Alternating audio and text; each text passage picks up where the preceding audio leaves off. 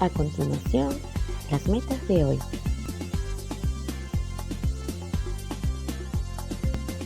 Describir cómo nacen los animales y comparar y clasificar algunos animales según la forma de su nacimiento.